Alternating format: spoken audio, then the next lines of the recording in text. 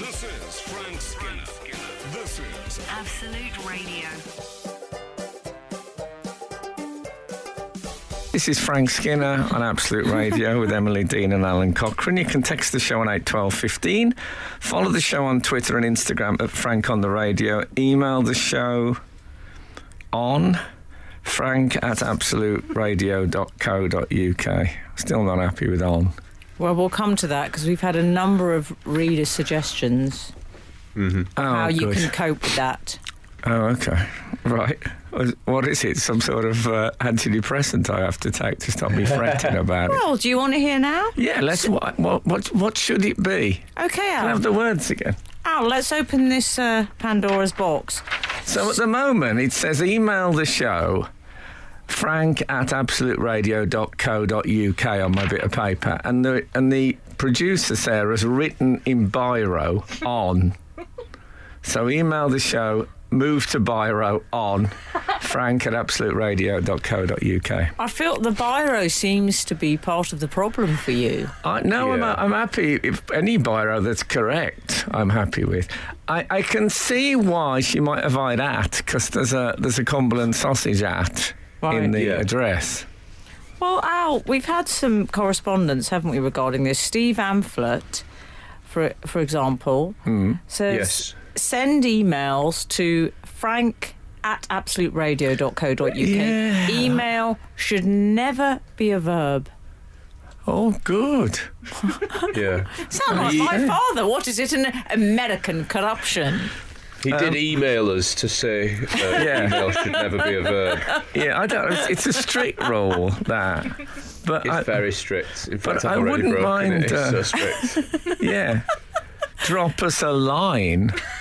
No, still need an at or an on. You need that, and you also need to be living in 1979 Yeah, well, I am. Yeah. on Radio So Caroline. that's all right.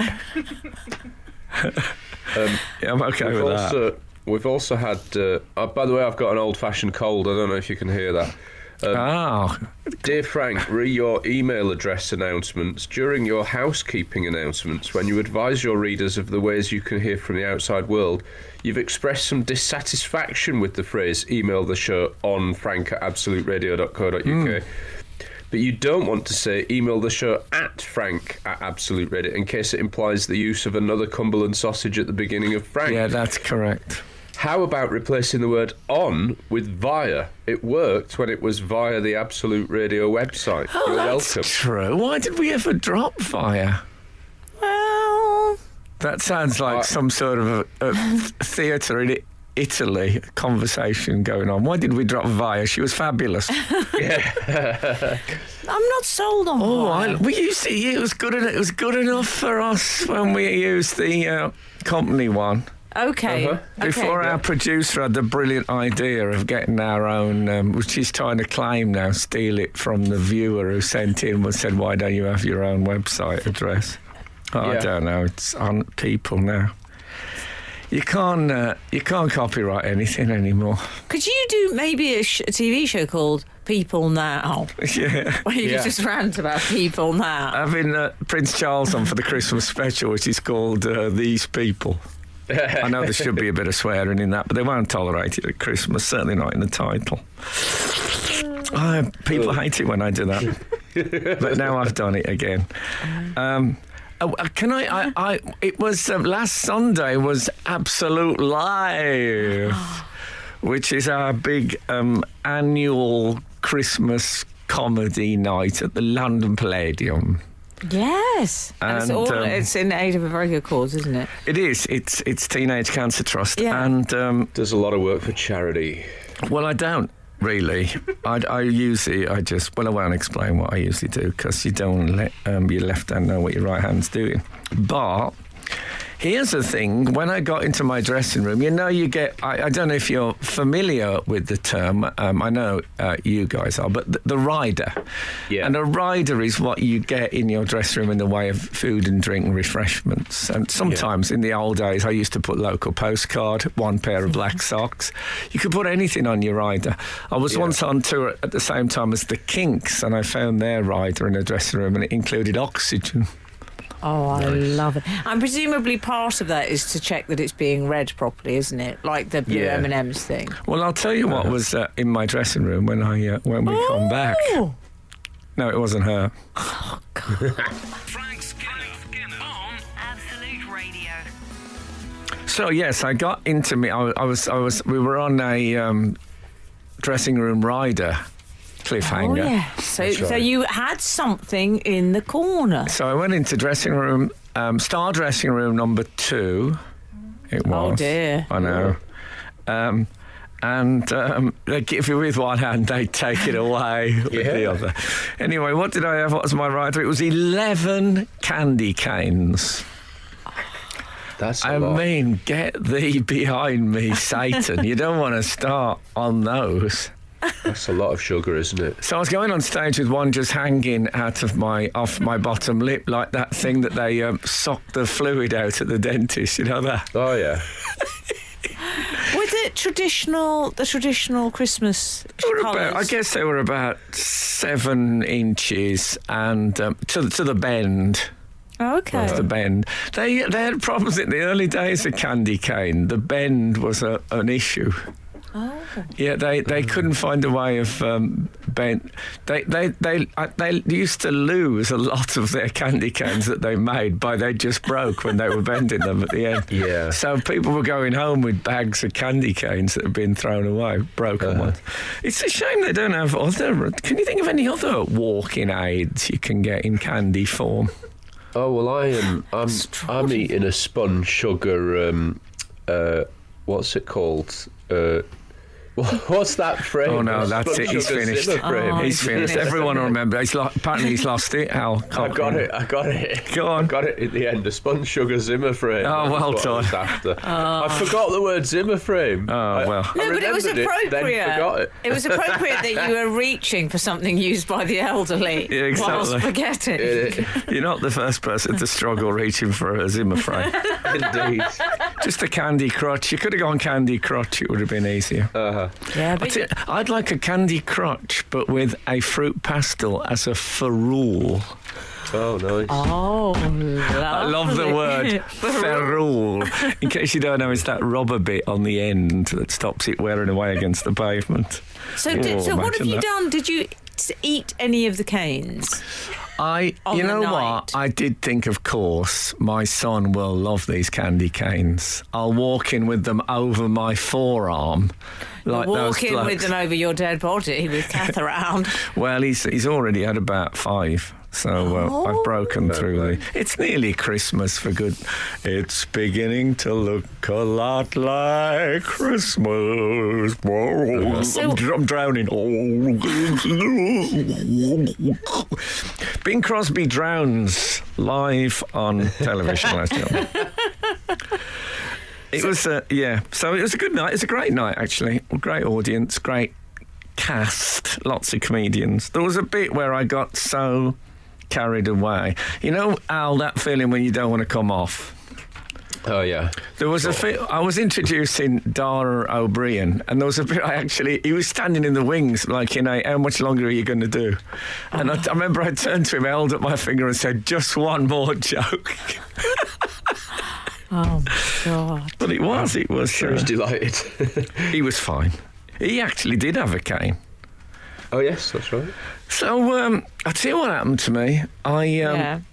They dropped me off at the end of the road, and I couldn't remember where the stage door was. So I thought, I'll just go in through the main doors. How can you not remember? You've been there so many times. Well, I don't know. I'm not good on directions. So I tried to walk through the main entrance, and the Magic FM show had been on, and there was all these Magic FM type people in, pastel sweaters tied around their shoulders, and women with sweatshirts with like a big Mickey Mouse face on, and so happily Paul Sylvester, our boss, was coming out, and he took me to one side, dragged me into the stage door and rescued me. It was a lovely moment. They gave me a Manate wristband, candy cane, and off I went to my dressing room. That was actually a full-size candy cane to get me down the corridor. I wish Harry Kane had married someone called Candy. Oh, He's got that so wrong. Oh, that would have been brilliant. You would have done that just for the joke. You don't get people called Bamboo. Yeah. Frank Skinner on Absolute Radio. Now, we often say, don't we, on this show, that Alan is the motoring correspondent, and I think of Emily as the dog correspondent. Oh, Right. good. So Between us, we're both the fashion correspondents, are we? We share that burden. Oh, yeah, together, yeah. Don't we, Emily? but I've got Quiet now. I've got one I think that you might both be able to help me with, because I had to pick up my dog from Lord's Cricket Ground, where it wasn't allowed in. It's a long story, but We've got time. So I was driving, but I've never driven in the car with the dog on my own before. I assumed the dog would just lie on the back seat, and that would be fine. So pretty soon, after about 2 minutes of journey, the dog suddenly appeared in the front of the car, to my horror. Oh, dear. And was like walking about on, like, the dashboard where all the buttons on is quite low in my car. It's not one of those where it's actually on we expect a dashboard. So I was worried it might switch to sport mode. Sport, when you drive sport. Yes. Dogs don't like that. No, I don't want to drive sport around town. That'd be crazy. Yeah. Crazy talk. Or even go, worst of all, could have switched me to AM radio. Oh, you don't want that. Which is radio's version of the dark web. What if it switched you to cruising? You don't want that. I've stopped that. So I had to have it on my lap. It got on my lap then, my dog. Now I know if there's anyone listening from the police. Obviously, I'm making this up. I'm just reaching for my highway code to check what it might be all right. we're dealing with here. It might be all right. C'est dangereux. It would be under distraction now. It might be under dog as airbag. I figure it would have protected my lower areas if we'd had a crash the way it was. But like. also your dog, Frank. I've met your dog. Oh yeah, there is a dog as airbag exemption. Oh, thank goodness. We're not talking, a small Shih Tzu here. It's a reasonable size, your dog. It's one of those. It's not a big dog. It's not a small dog. Okay. Right. I mean, it's not St Bernard. It's not comedy film from the 80s, You couldn't have a St Bernard on your lap. No. And also, drinking and driving. They've always got that barrel round the neck. No, so then every time I turned the wheel, it was like rubbing on the dog's back. And the dog was looking at me like, get off. And I thought, I'm really not liking this. So I was driving with one hand holding the dog down and another one on the stick. I mean, it's not right. National Lampoons. You need a boot and one of those dog nets, don't you? You can't put it in the boot. No, in like an estate car with the little dog net. Like a Volvo driver or possibly a Mondeo or dog net. You don't have those anymore, There's Mitt other Romney. vehicles available. Mitt Romney, you don't have those anymore. What you now have is the dog carrier at the back. I have a dog carrier. Oh, I'm not hiring staff for this. There's not enough dog, money in there. Dog net, is that where dogs go to sort of discuss various dog issues? What is a dog carrier? Oh, you can get all sorts of them. It's a special car. You can strap it into the car. It goes in via the seatbelt. It's wonderful. And it means you can travel safely without worrying about your dog straying into any of the controls or mechanisms. Well, I thought about seatbelt under the collar. To sort of hold it in place. And then I thought... I thought, well, I didn't do it. It's a bit let him have it. So I didn't do it. It was harrowing, though. Frank Skinner on Absolute Radio. What else did I do this week? Oh, I went to see the Valkyrie. The Wagner opera. Did you? He was a high-maintenance chap, wasn't he? Who, Wagner? Yeah, probably. I don't know much about Great Wagner. sideys, though. Oh, Yeah. He'd have slotted into Shawaddy if he'd been born later. Frank, but just briefly, Paul from Glasgow, get a dog lead with a seatbelt clip. Oh, yeah. He says, I think it's the law. He then says, Oh, is it? Oh, God. Oh, okay. You need Another one of one those. who's at the highway code. So you put it on this under the seat? I don't want to get poo on the booster. well, That's my I problem. can't. That's what I think they said in Apollo 13. Yeah. Terrifying takeoff. Exactly. It's legal. You've got to have them on a lead in the car. Yeah. Could she just run along at the side? It I always don't makes think me so. laugh, Frank, the way you're always quite shocked by the modern world. I am mean, shocked by especially that. with Well, who dogs. knew, though? Who knew that a dog has to be on a lead in a car? It's a bit counterintuitive, isn't it? I'll just get my dog on a lead and then we'll take it for a walk in the car. I mean, it's almost as though the problem that you're describing has been thought about. The dog jumping into the front and crawling all over the driver. That might be why it might needs to be. It just. Well, I've it could be a got reaction some, to that exact I've issue. got some gaffer tape now in the Oh, yeah. glovey. She'll be all right. We'll get text. No, Yeah. it'll be fine. She's still, she's well loved. Don't Yeah. worry Yeah. about it. Mind your own business as well. There's always Yeah. that one. There's always that aspect. Uh-huh. So, 5 hours. The Valkyrie. That's long, isn't it? It's long, but there's intervals. The first interval was 40 minutes. What about that for an interval? Me and Baroness Bakewell, who I was with, nipped out and had a hot meal in the interval. In the 40-minute interval. Yeah. I think that would have been stressful for me because I would have thought a hot meal was sort of 45 to 60-minute commitment. Weren't you stressing with the... See, I would have thought...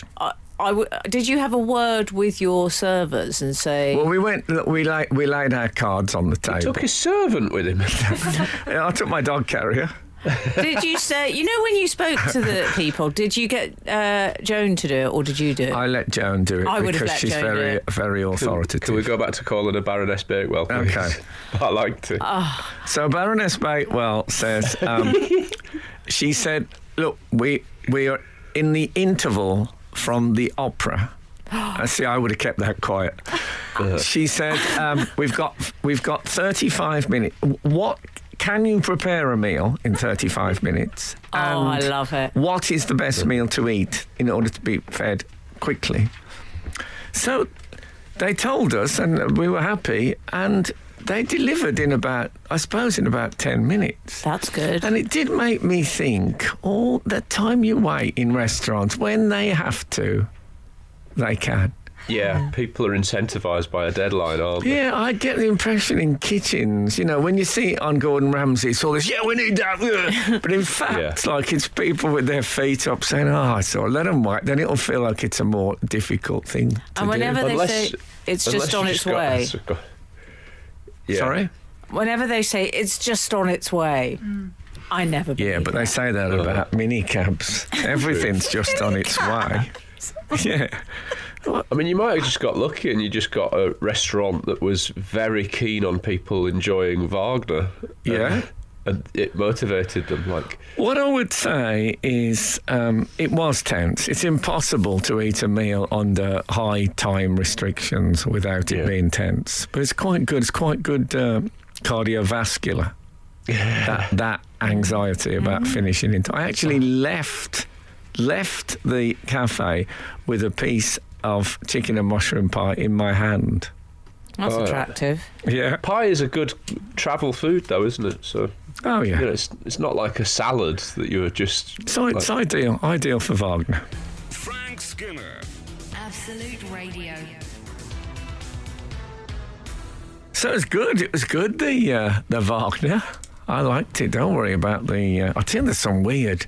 It's a different world opera. There's a bit where this bloke... You know they have those stories where someone falls in love.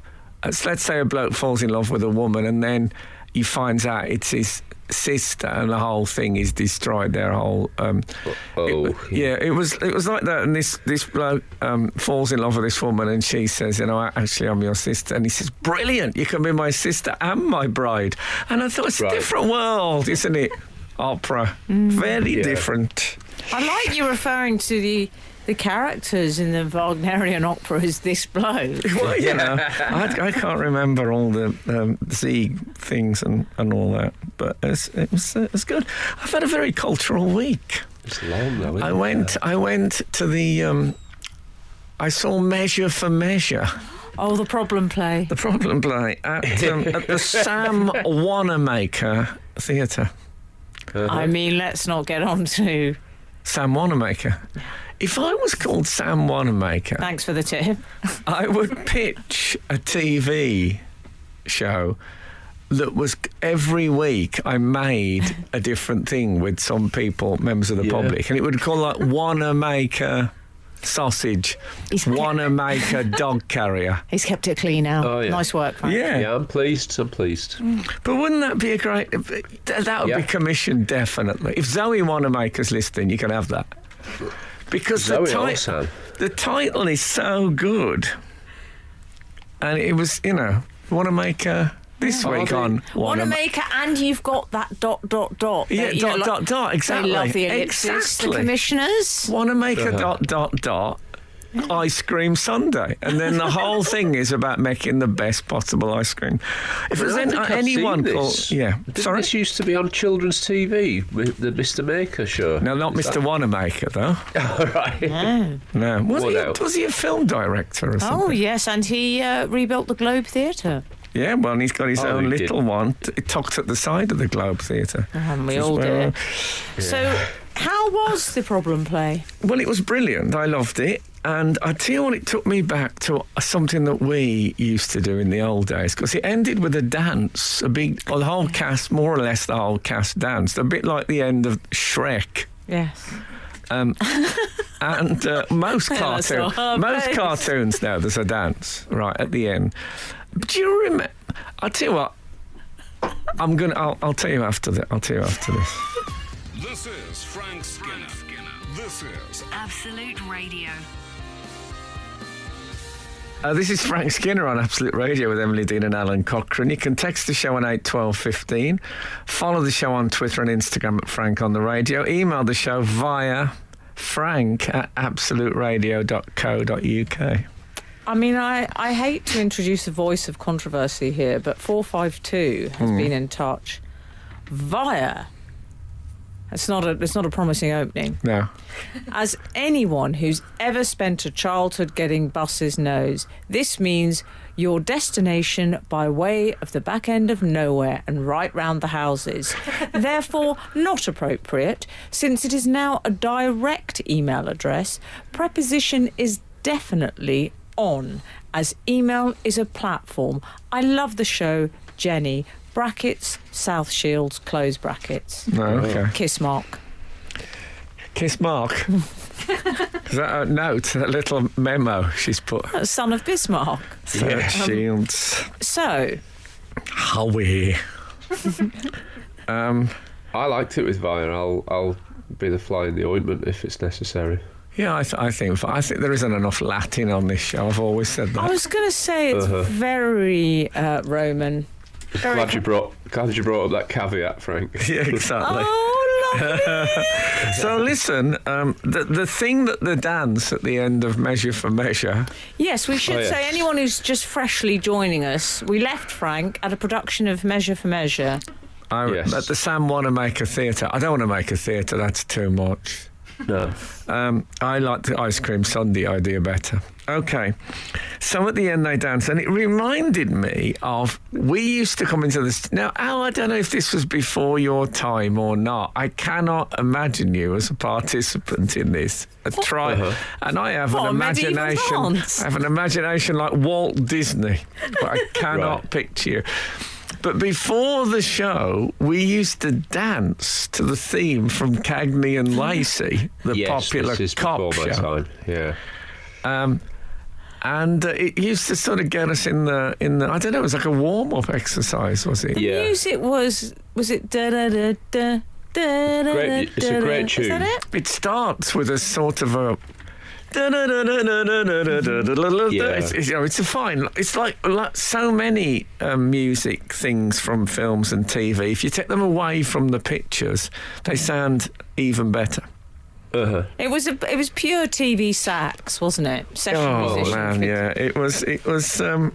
It had a bit of the Quincy Jones. I don't think it's one of his, but it had a bit of that feel about it. I know exactly what you mean, yeah. And you're right, I've never danced to that with you. No, I just can't. I can't picture it that you would. Yeah, do that. I don't find it very easy to join in.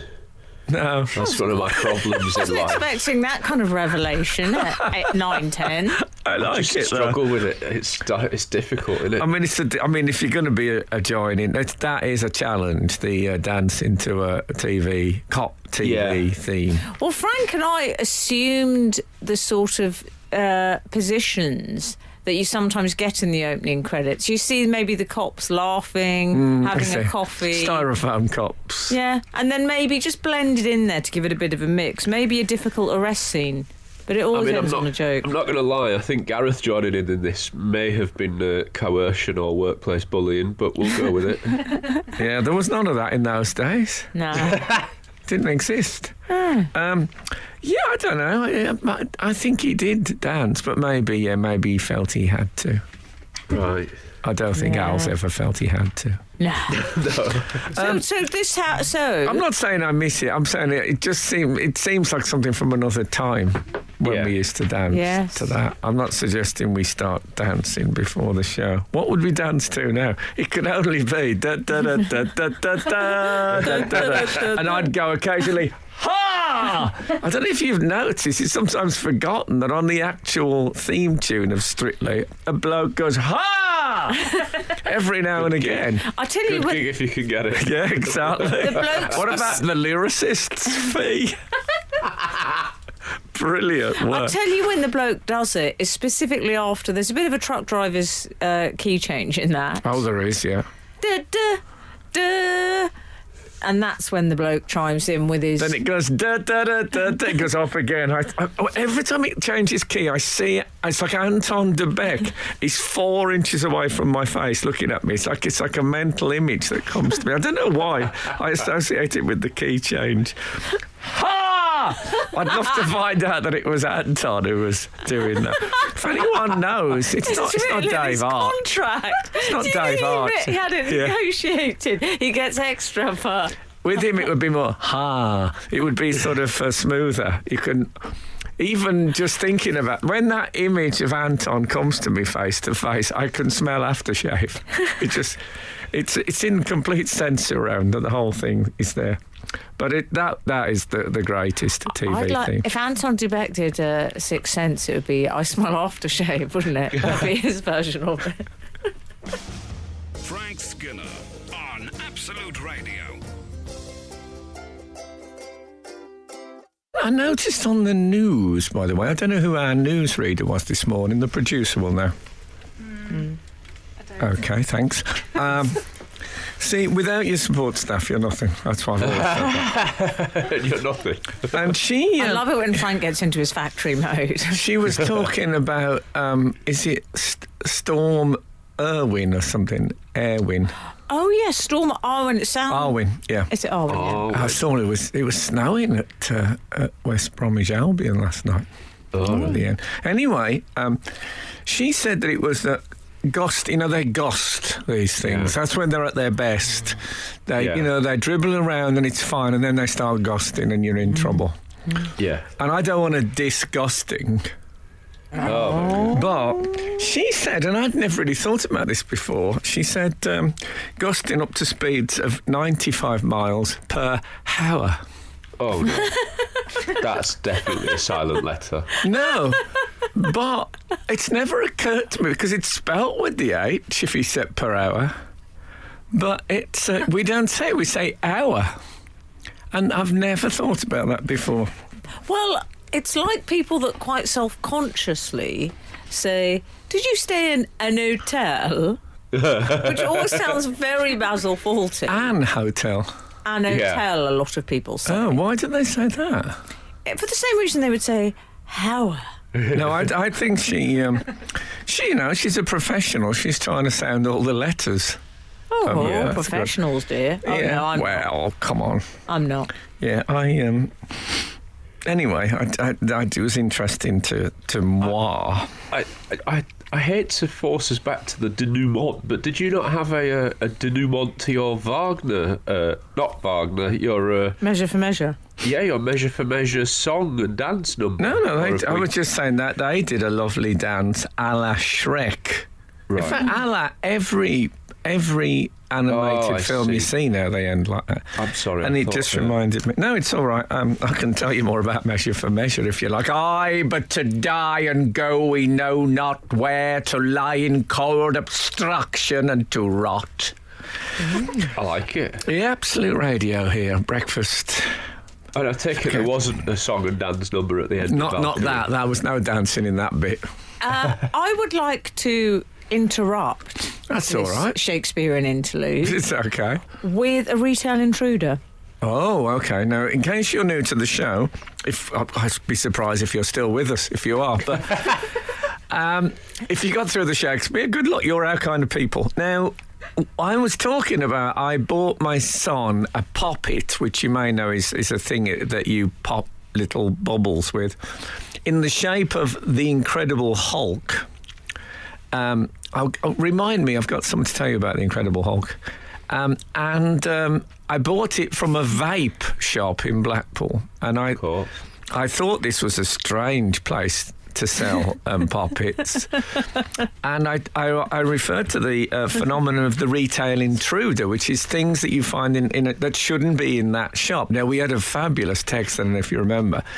Someone had got into a jewellery shop where they had a display of megaphones or bull horns, as I think they call them in America. And the reason they sold megaphones was as a security measure. If your jewellery is about to be stolen, you go, we are being robbed of my jewellery, and people come. It was a tremendous. I don't know why we don't all carry a megaphone. When you think about it, it makes absolute sense. Imagine running for a boss. Stop. But anyway, we're at a break, but we'll come to that now. Now I've explained.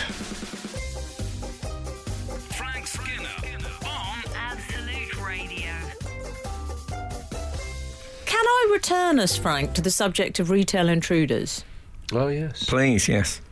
So we've had this correspondence from one of our regulars, Dr. Troy Astart. Okay. Dr. Troy says, morning, pals. Still doing retail intruders? Question mark. Frank? Yeah. But you answered in a questioning way yourself. No, I was thinking Dr. Troy and retail intruders. I wonder if the wooden horse qualifies as a retail intruder. But I don't think they actually bought it as a gift. That was just an equine intruder. Exactly. As a child, I think I owned one of those in the 80s, the equine intruder. I don't know where they come up with those names. Oh dear. Anyway. As a child, I went on holiday to Newcastle, Northern Ireland. I didn't know there was a Newcastle in Northern Ireland. How? That's the sort of thing you'd know. I did not know that. I'm not sure that's right. Do you think his parents told him it was Northern Ireland? I don't know. Anyway, we'll return to that subject. I mean, Dr. Troy is one of our regulars and a doctor. That doesn't mean he's not capable of fiction. Yeah. Anyway. Where there was a shop called Bonbon. It was a paper shop with the kind of stuff you'd expect. Papers, stationery, casual groceries, and even a little post office. At the back of the shop, a small door through to a room full of swords.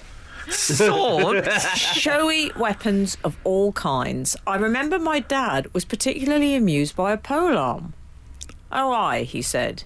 I'm sure he didn't say it like that, but I don't feel I can do the accent. Oh, aye, he said. I just went to the shop for the paper and a pint of milk, but I saw the polearm and couldn't resist. What is a polearm? I've seen it. It's one Is it of... like a jousting thing? I knew Al would know. Is it what, like lance. Yeah.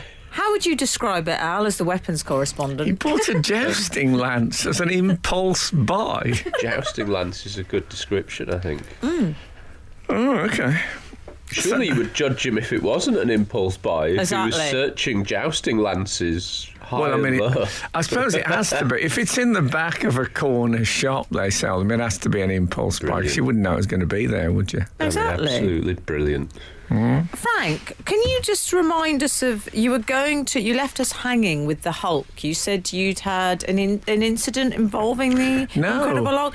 And, Well, yes. can I just not confirm exactly an Newcastle is a town in Northern Ireland? Fair enough. I take it back.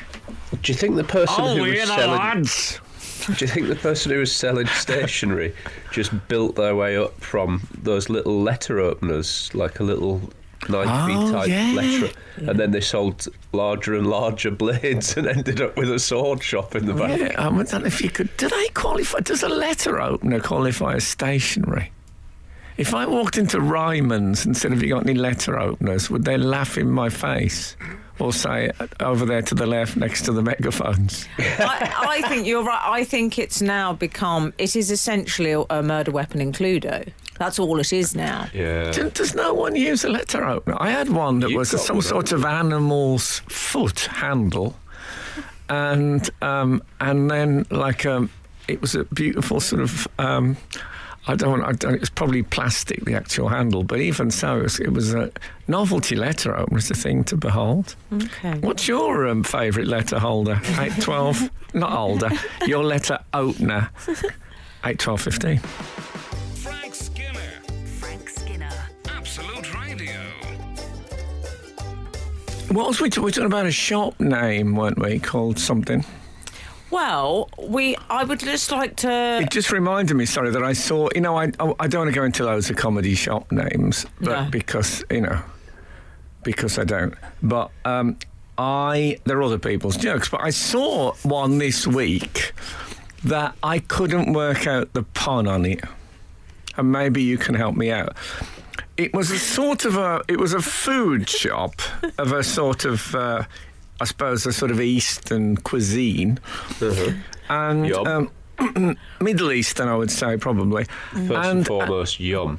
Yeah, and the title of the shop was "What the Pitter." Okay, what is that a pun on? What the Dickens? What the Pete? What the... For What, the Pitter's Tyler? sake would have been all right. You're absolutely right, For Frank. Pitter's sake, that's what it Yeah. should have been. But what the Yeah. Pitter, I could not work out why that was right. It was in like central London. It No, wasn't tucked away somewhere. I hate a lazy pun. I hate a pun, let's No, be but honest. is the one we haven't got. Is there a TV show about potty Yeah. called What the Potty? Probably isn't. Is No. there? If anyone knows the I answer like it when we don't get jokes loudly on the radio. I think it's good. Yeah, I just thought if you got, there was a big, proper, professionally made shop sign, over the top of the shop that said "What the Pitter." That must be great for the sign writers, because they think, well, this joke isn't going to work. We'll be back doing another sign in a year, when they realise that's You know what they the gift need? that keeps giving for them, innit? You know what they need in their life? Is a Frank Skinner figure, like Andrew Lloyd Webber had, who comes in, for example, at the curtain call of a show that's been running for 45 years and offers advice. Well, that's what I'm doing now. What Yeah. the Pitter is, for me, is not good enough unless there's something I haven't seen. The Pitter of it could be called after that war poem about World War One, but maybe that would be not niche. maybe that would be also inappropriate in many Pitter, ways. she's... Oh, no, I won't go there. Says Pitter, she's a No, I schwa. didn't. I stopped that. Now, I stopped it. Holly. John Hopkins. Holly, as they say in Northern Ireland. John Hopkins, Hopkins. one of our... I would say he's... we shouldn't have favourites, but he is. Do you want to return to Hopkins? Let's give him a build-up. Yes, it's all the cracks are in the wrong place today. If you notice, I know. when you're out, if you step on the cracks, I think we're stepping on them left, right, and centre, as I believe they say in France. They say centre. No. I don't think they do. Pity they've missed an opportunity to go, which they love. Pitter? They love it. Frank Skinner. Frank Skinner. Absolute Radio. Absolute Radio. you were in the middle of a email from Hopkins. It was a tweet from Hopkins. Okay. And it was just in reference to your mention of letter openers. Oh, yes. Hopkins said, as I remember, my dad used to have a miniature brass pirate's cutlass. Nice. And once the correspondence was sliced open, he would store all his paperwork on a massive spike. Oh, no, I haven't seen that for a long time. In fact, have I ever seen it in the flesh or only in, like, Terry and June? Or journalism films where they spike it, don't they? You used to get it in Laurel and Hardy. There was a thing where someone would have it on their desk and they'd put their hat down and they'd put it down on the spike, and then when they walked out, the paperwork was on top of their head. It's in similar movies to where the newspaper editor had a visor and the sleeves rolled up. Oh, love it. Of course, the spike surely is from the same family as the paperweight, which we spoke about last week. It's a more brutal form of the paperweight. Well, as Hopkins says, there was a lot more jeopardy attached to letter opening back in the 70s. That is true. Yes. Well, it still comes with some small confrontation. 376 has given us a glimpse into her world. Hi, Frank, Emily and Alan. I use a letter opener when I can find it, as my darling husband also uses it and never puts it back. And then they add, yes, a few minor spats have arisen. There's a lot in that. Yeah, people are having letter opener-based arguments. It's probably just as well when they get heated that they can't find the letter opener. Maybe we'd be learning about this relationship on the news rather than in this part of the show.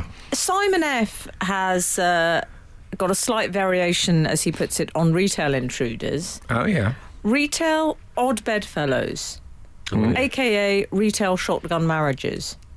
I never understood why shoe repairers routinely also do key cutting, but it's so established it feels normal.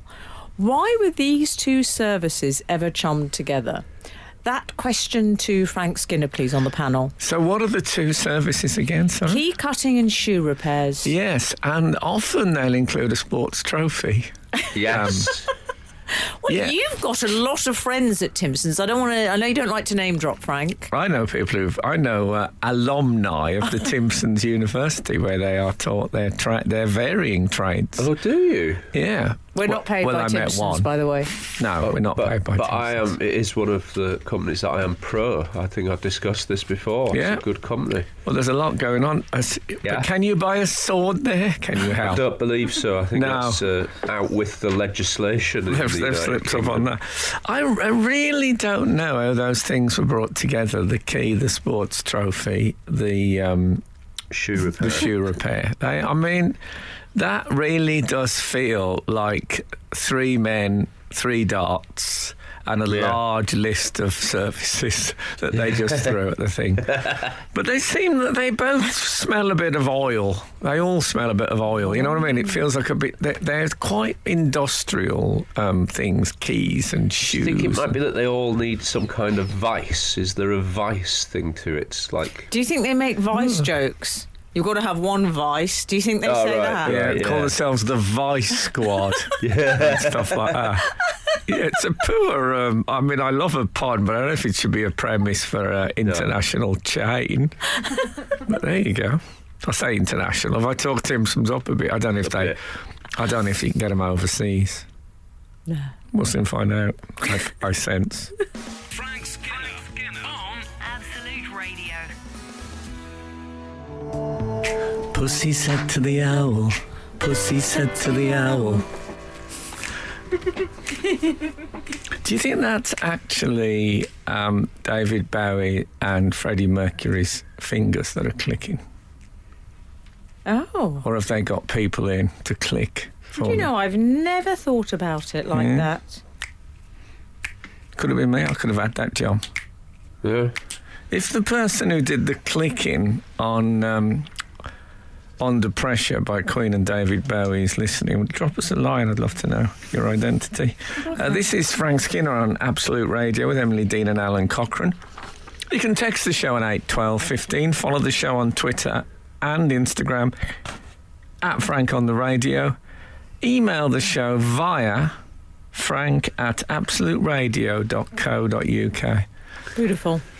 Do you know what? I think you get more self-confident each time you do that. You know what? I was just thinking, I finally got bored by doing that. For the first, I've been doing it 11 years. I just, halfway through that, I thought, oh, don't you have, just remember it. Yeah, guys. Yeah, come on. By the way, I mentioned the Hulk Incredible.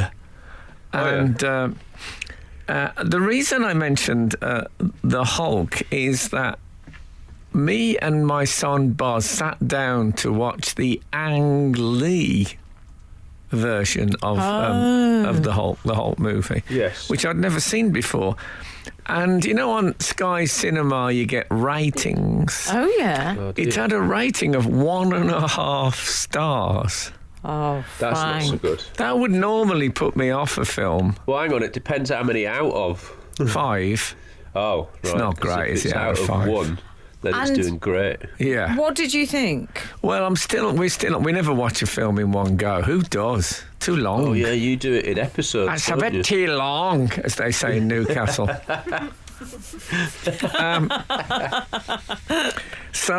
No, we're still. It's so far. It seems okay, but I tell you what, he's gone for Ang.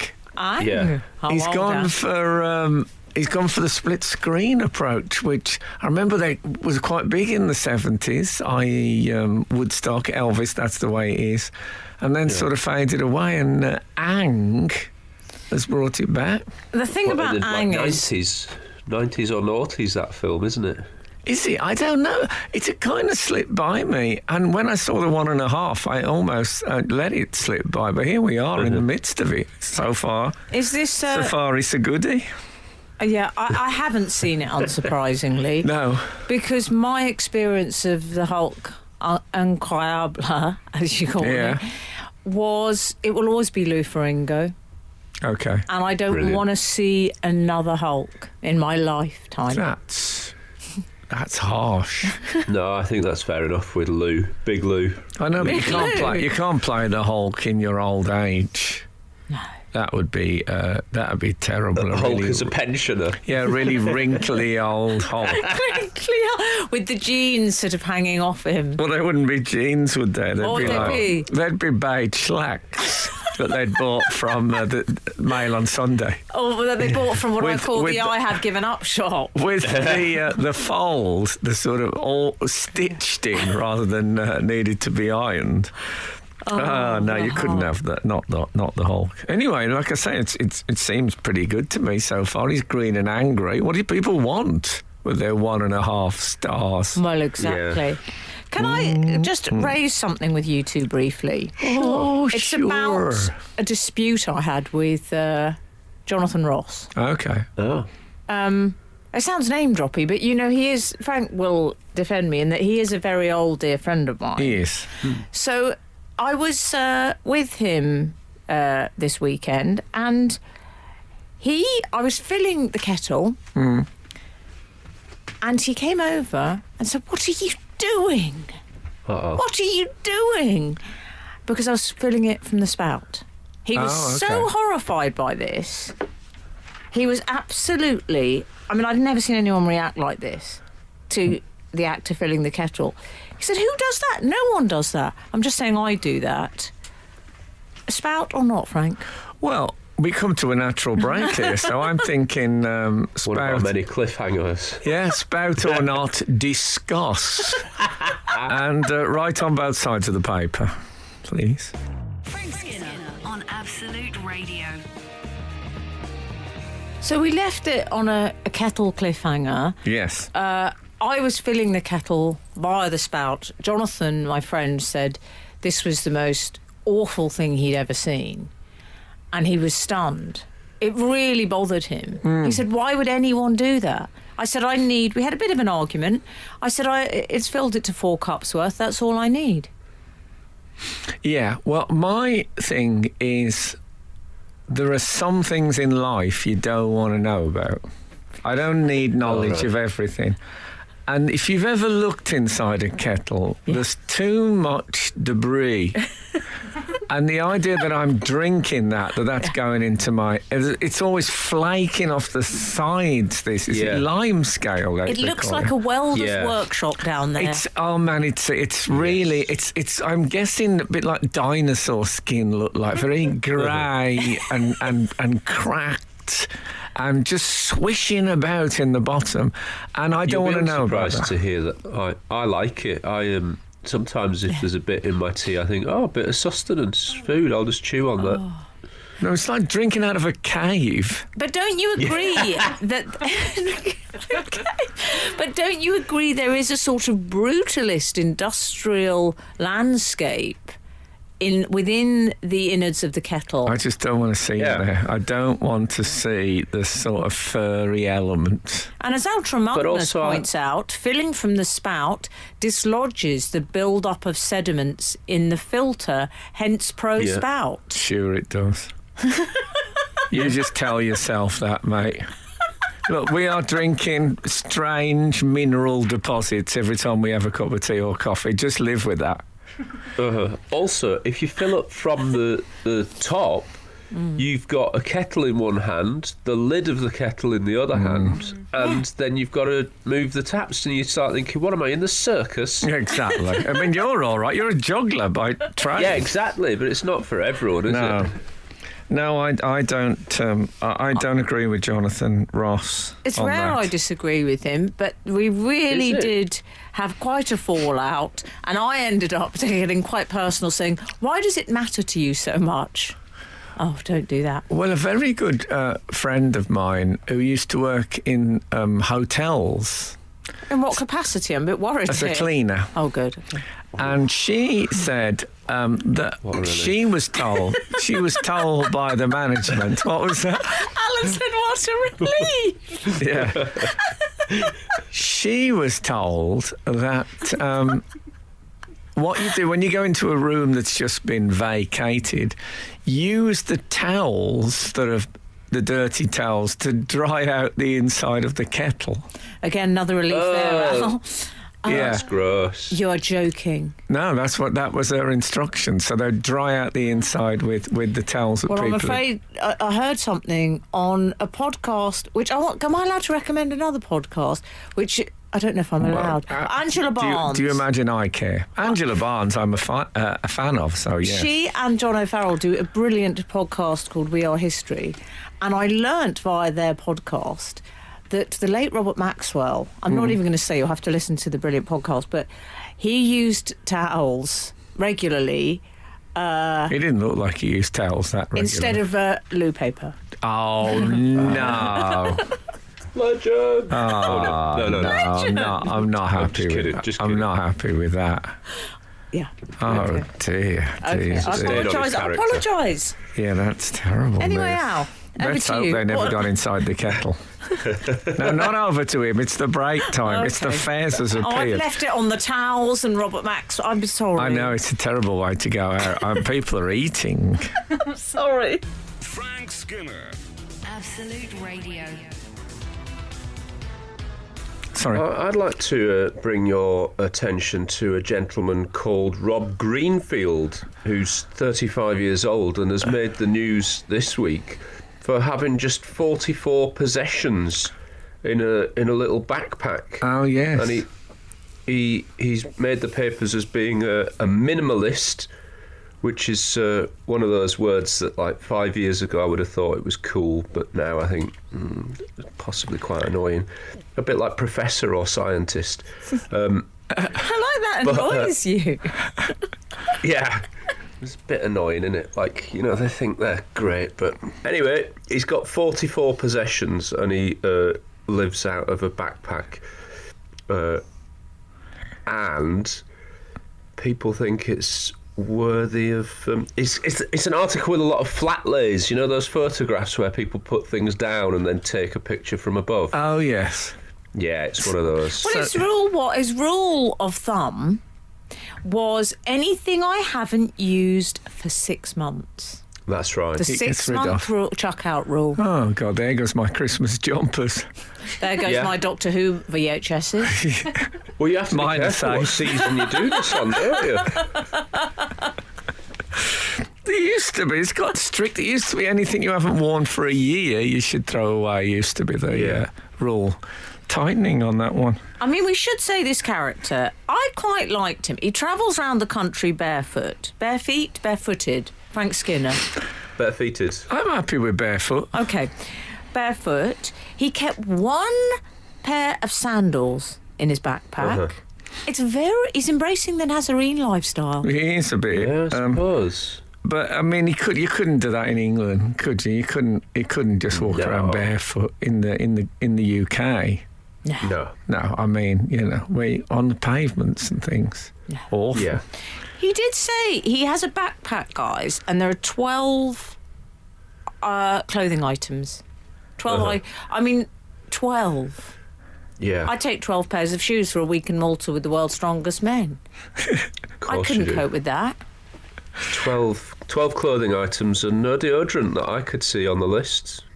Just saying. Is that right? Well, he said he bathes in lakes. Yeah. I mean, I once, when I lived in a bedsit in Harborne in Birmingham, I remember lying on the floor one night, starfish style, and I was able to touch everything I owned. I couldn't do that now. But what had happened is I'd moved several times in a short period of time, and every time I'd moved, I'd look at the stuff I was carrying out and thought, it's what I call the based form of minimalising. Yeah. I'd look at something to pick up and think, I'm not taking that again. So everywhere I left some of my possessions. And in the end, I did get down to an absolute minimum. Wow. I don't know if it's a good thing or a bad thing. It's not great for the retail industry if we all start living like this. Good point. Well, he also has he also carries a postcard of Gandhi. Mahatma, not David. Not David, And he uses it as... I would carry David. I would have a postcard of David. That'd be the first thing in my backpack. Postcard of Gandhi. That would be.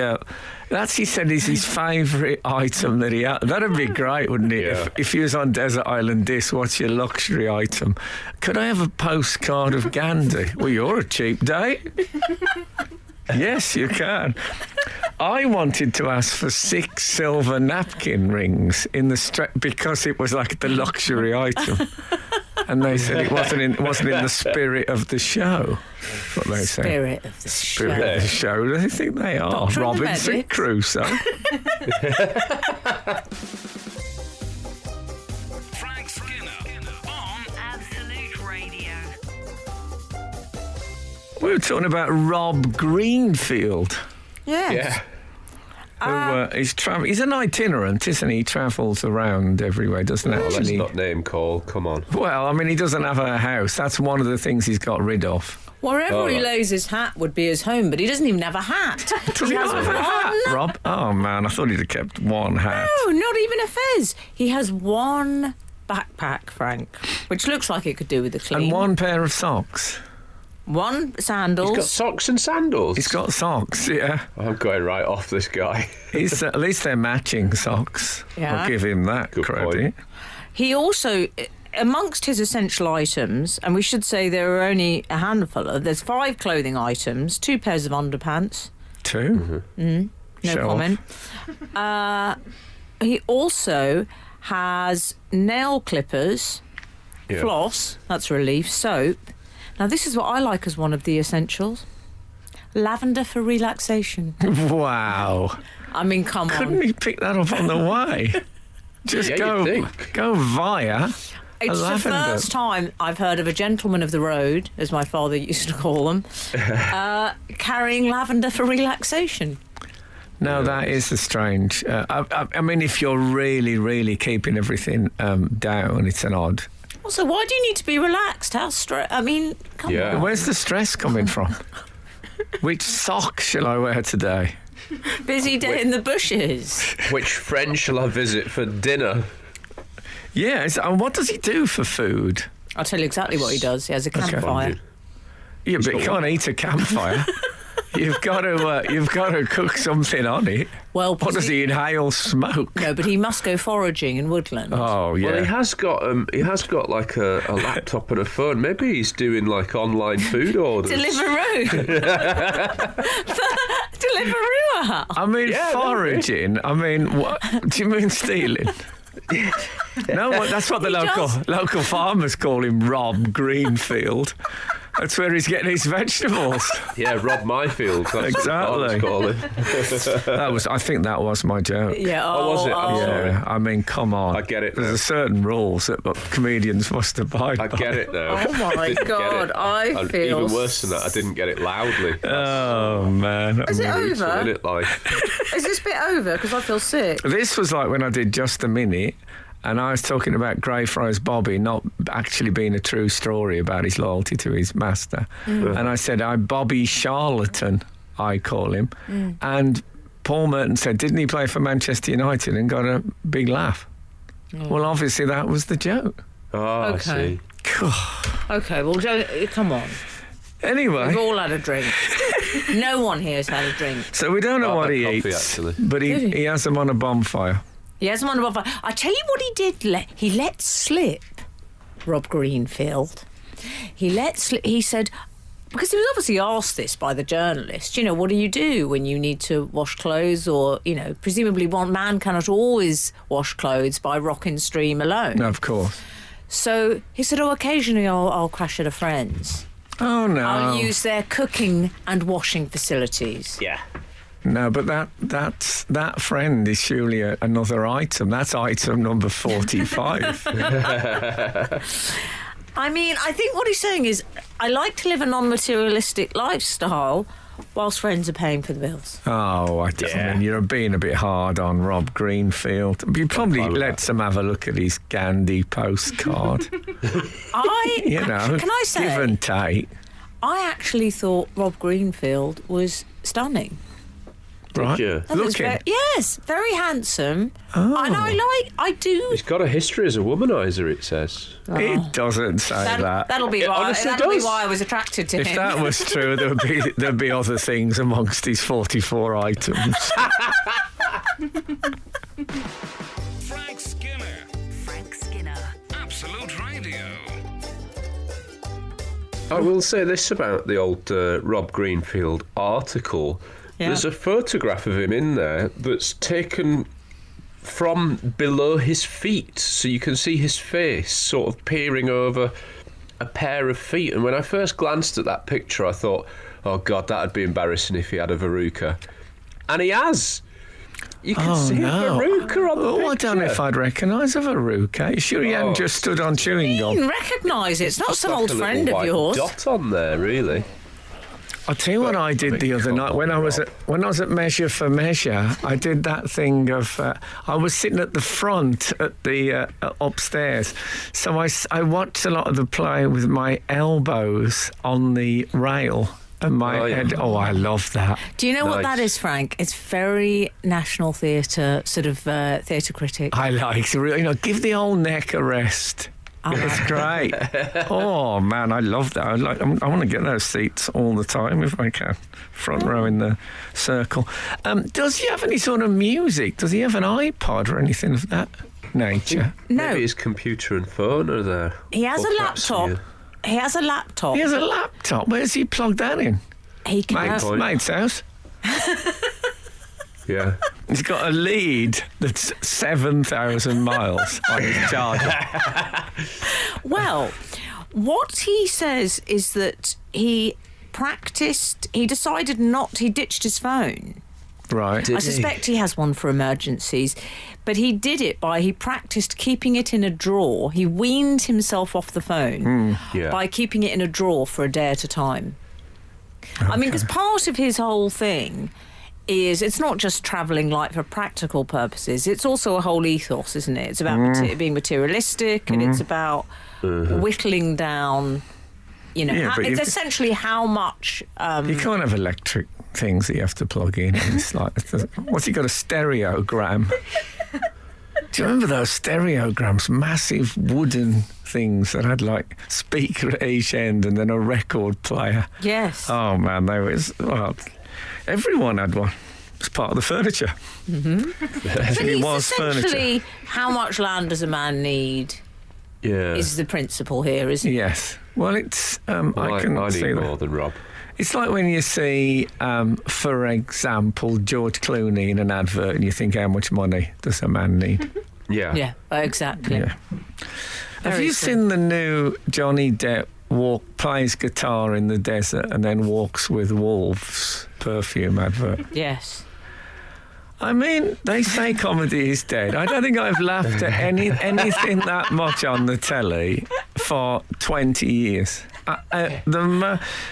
Honestly, Johnny, where's his friends? Where's his friends saying, Johnny, we need to talk, mate? I mean, looking all really moody, followed with some wolves, having a walk. Left the guitar just lying on the dirt. Litter. Yeah? Oh, man. I hope he didn't take those wolves out of the country without sorting out the... Well, I have to say, Johnny lost you at Wolves, to be honest. Exactly. Yes. So, look, by the way, I'd like to thank Tash Skinner of the Radish Soap Company for sending me some soap, which smells. I haven't opened the thing, but it smells lovely. I'm a big fan of soap. So there you go. Yeah, she's the Radish from Rob Greenfield. Yeah, but he doesn't use much in the lake. Are you allowed to use soap in a lake? There's a old question I wished I'd asked earlier. I feel that could be a rich vein of debate. The old soap in a lake.